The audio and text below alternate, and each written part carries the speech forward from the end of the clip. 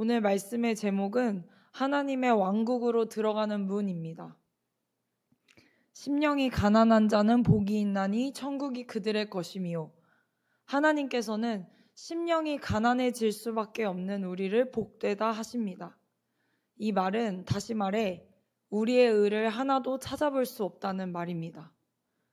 이것은 아담과 하와의 선악과 사건을 통해 더 깊이 이해할 수 있습니다.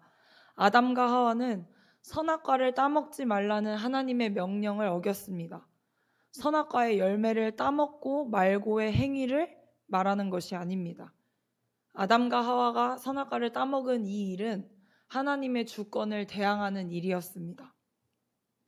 하나님께서는 동산 중앙에 선악과를 두심으로 아담과 하와가 늘 하나님의 주권을 기억하게 하셨습니다. 모든 만물을 창조하시고 다스리시는 하나님이 너희를 만들었고 너희에게 이 땅을 다스릴 대리 통치자의 권한을 주었다. 하나님께서는 이 땅의 통치자이시지만 아담과 하와에게 그 통치자의 권한을 위임하셨다는 것입니다. 그러나 이 모든 것의 주인이 그럼에도 하나님 자신이심을 기억하라고 선악과를 동산 중앙에 두셨습니다. 선악과 옆에는 생명나무도 있었습니다. 하나님께서는 이 선악과는 따먹지 말라고 하셨지만 생명나무의 열매는 따먹으며 아담과 하와에게 생명 되시는 하나님을 누리도록 하셨습니다. 생명나무를 통해 아담과 하와는 하나님과 교제하는 축복을 누리면서 에덴 동산에서 살고 있었던 것입니다. 그런데 그들이 선악과를 따먹었을 때 이 생명을 누리는 축복이 끊어졌습니다. 바로 하나님께서 주신 영원한 생명이 끊어지고 죄로 인해 하나님과 인간은 단절되었습니다.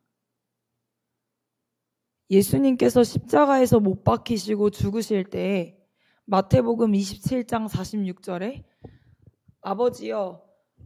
아버지여 어찌하여 나를 버리셨나이까? 라고 말씀하십니다. 그것이 이 단절됨을 말하고 있는 것입니다. 예수님께서는 이 단절됨을 몸소 겪으심으로 인간의 단절됨을 극복하셨습니다. 다시 말하자면 인간과 하나님의 단절됨을 회복시키신 유일한 분이셨습니다. 그분은 하나님이십니다. 사람과 하나님 사이를 사람은 극복할 수 없지만 예수님은 하나님 자신은 이것을 극복하실 수 있으십니다. 이것을 극복하실 수 있는 유일하신 분이십니다. 하나님께서 보내신 자 예수 그리스도가 구세주이심을 모른다면 우리는 이 심령이 가난한 자는 복이 있나니 라는 말씀을 전혀 이해할 수 없을 것입니다. 챔버스 목사님은 이렇게 표현하고 있습니다. 주님을 선생으로 먼저 생각하는 것을 조심하십시오. 만일 예수 그리스도께서 선생에 불과하다면 그분이 할 수 있는 모든 것은 내가 다다를 수 없는 기준을 세워놓고 약을 올리는 것입니다. 예수님은 심령이 가난한 자는 복이 있나니 천국이 그들의 것이미요 라는 말씀의 의미를 심령이 가난해지기 위해서 너희들은 기도해야 된다. 내가 주는 복을 누리기 위해 너희는 심령이 가난해질 수 있도록 열심히 기도해야 돼. 열심히 노력해야 돼. 라고 이해한다면 우리는 좌절만 맛보게 될 것입니다. 이것을 잘 생각해야 합니다. 우리가 하고 있는 생각과 우리가 내뱉는 말들 가운데 이 흐름의 내용을 가지고 있지 않은지 우리는 상고해 봐야 합니다. 끊임없는 좌절을 겪게 하시는 하나님의 의도는 잘 생각하지 않습니다. 이 심령이 가난한 자는 복이 있나니 천국이 그들의 것이미요 라는 말을 봤을 때 우리는 천국을 소유하기 위해서 그럼 어떻게 해야 심령이 가난해질 수 있을까? 나의 노력으로 접근하려고 한다는 것입니다. 내가 세상에서 취해왔던 방식, 어떻게든 뒤처지지 않으려 했던 그대로 또 노력하고 극복하려고 합니다. 그런데 하나님은 이것과 완전히 반대로 예수님께서 이루신 구속을 인정할 때만 이것이 가능하다고 말씀하십니다. 다시 말하자면 나는 너희에게 내가 주는 복을 누리기 위해서 심령이 가난해지도록 노력하라고 말한 적이 없다.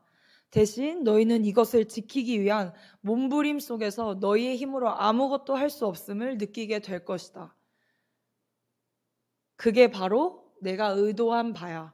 나는 너희에게 그것을 알기 위해 이 말씀을 한 것이야 라고 말씀하시는 것입니다. 가르치고 따라오라고 말하는 선생님이라면 우리는 이 예수님의 산상수훈의 말씀을 보며 좌절감 속에서 차라리 모르는 게 나을 뻔했다라는 말만 되풀이하게 될 것입니다. 그러나 예수님은 선생님이 아니라 구세주이십니다. 나를 가르치기만을 위해 오신 것이 아니라 주님께서 가르치신 대로 될 수 있도록 나를 만들기 위해서 오셨습니다. 여기서 구속이란 예수 그리스도의 삶을 주관했던 그 심성, 예수님이 살아내셨던 그 성품, 그것을 주님만 소유하신다는 것이 아니라 우리 모두에게 누구에게든지 넣으실 수 있다는 뜻입니다. 하나님께서 주신 모든 삶의 표준은 우리에게 이것을 지키라고 말씀하신 그것의 표준은 이 구속에 의해 우리가 그것을 가능할 수 있다라는 것을 전제로 주어지는 것입니다. 그러니 예수님이 가르치신 산상수훈의 말씀을 보며 우리는 좌절할 것이 아니라 기뻐할 수 있습니다. 예수님의 구속이 바로 이것을 가능케 하기 때문입니다.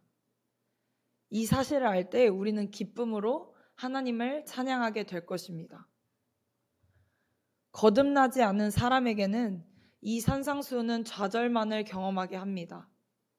그러나 거듭남을 경험한, 다시 말하면 예수님의 구속 안에서 다시 태어난 사람들은 십자가의 능력이 나를 이 말씀을 지키게 한다는 것을 알고 기뻐합니다.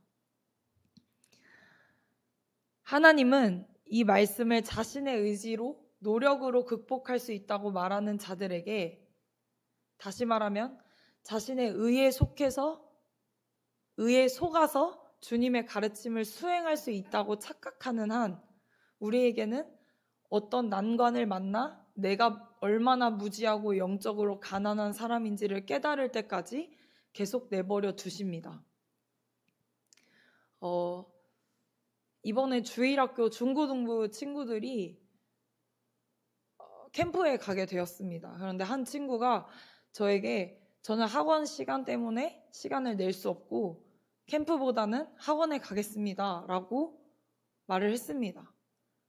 제가 이 말을 들었을 때 제 마음에는 엄청난 안타까움이 있었습니다. 하나님께서 예비하신 은혜들을 알지 못하고 보지 못하는 그 친구를 강요해서라도 끌고 가서라도 어떻게든 그 자리에 있게 하고 싶은 마음이 있었습니다. 그런데 그것은 제 힘과 노력으로 그 친구에게 알게 할 수 없는 것임을 하나님은 알게 하셨습니다. 자신의 의에 속아서 주님의 가르침을 수행할 수 있다고 착각하는 한 우리에게 어떤 난관을 만나 자신의 무지를 깨달을 때까지 계속 내버려 두십니다. 저에게는 그것을 기다림으로 하나님께서 그 친구를 만나실 것을 기다리는 것이 훈련이고, 그 친구에게는 이 수련회를 가지 않더라도 하나님께서 그 친구에게 찾아가시고 그 친구가 하나님을 알게 되기까지, 자신의 무지함을 깨닫게 되기까지를 저는 기다려야 하고, 그 친구에게는 그것을 하나님께서 이루실 것이라는 것을 신뢰해야 하는 부분이었습니다. 이 가운데 저는 저의 혈기와 싸우게 되었습니다. 결국 난관을 만나게 되어 자신의 영적 빈곤을 깨닫게 되면 주님께 나아가 손을 벌리게 되는 것입니다. 여러분, 이것이 하나님의 전략임을 아십시오. 이것을 알아채는 자는 구속의 능력을 날마다 경험하면서 삽니다. 하나님의 말씀을 지키려고 애쓰는 나의 노력이 예수님의 구속의 능력 앞에 얼마나 헛된 것인지 깨달으라는 말씀입니다. 이것은 어렵습니다.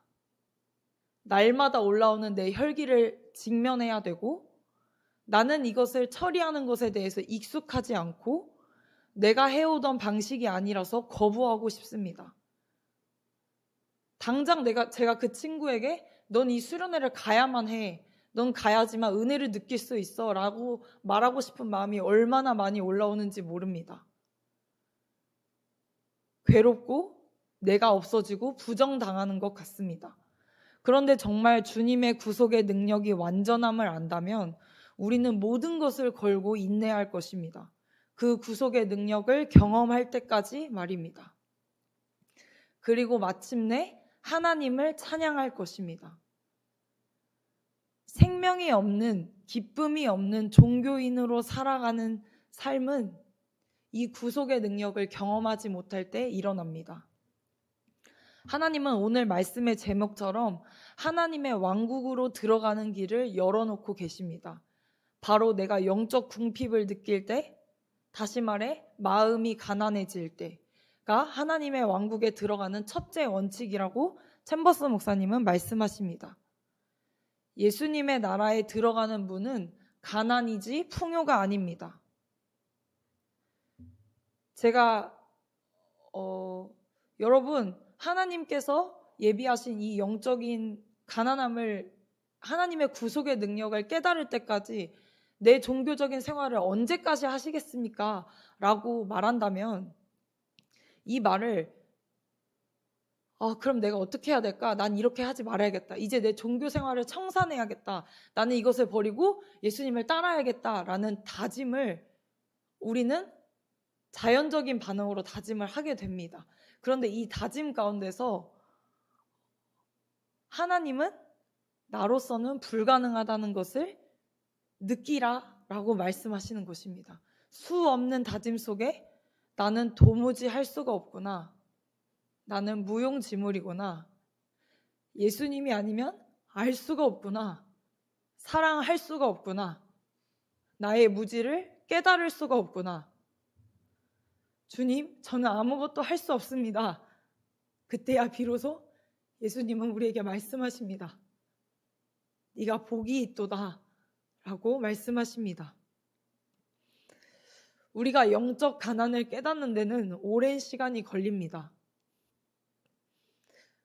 나의 무지함을 깨닫기까지 내 힘으로 해보려는 그 시간들이 너무나 깁니다. 나에게 아직도 가능성이 있다라고 생각하기 때문입니다. 그러나 이것을 알게 된다면 예수님께서는 그제서야 영적인 전선으로 우리를 이끌어 가십니다. 우리는 그때서야 하나님 나라의 왕국의 입구에 들어서서 하나님과의 영적 싸움을, 하나님과 함께하는 그 영적 싸움을 싸우게 될 것입니다. 그래서 저는 저에게 있는 이 영적 가난함을 통해 하나님을 찬양하고 있습니다. 하나님을 찬양함으로 나에게 주어지는 이 복을 누리려고 하고 있습니다. 오늘 우리 성도님들에게 말씀하시는 하나님의 이 복을 누리는 은혜가 있기를 소망합니다. 하나님께서는 우리의 철저하게 우리가 무능력함을 보게 하실 것입니다. 그 가운데 예수님의 능력을 경험하길 축복합니다. 기도하겠습니다. 살아계신 하나님, 우리의 무용지물을, 우리가 얼마나 무용지물한지, 예수님의 구속의 능력 앞에 아무것도 할 수 없는지를 깨닫게 하심을, 그 길로 인도하시는 하나님이 모든 것을 이루셨음을 찬양합니다. 주님, 그 구속의 능력으로 말미암아 내가 할 수 없는 일들을 능히 감당하고 모든 것을 이기시는 하나님을 기뻐하게 하옵소서. 그 가운데 우리는 주님을 더 깊이 알아갈 것입니다. 그것 외에 우리에게는 아무것도 없습니다. 주님, 그것만을 기뻐하는 우리가 되게 하여 주옵소서. 감사드리며 예수님의 이름으로 기도드렸습니다. 아멘.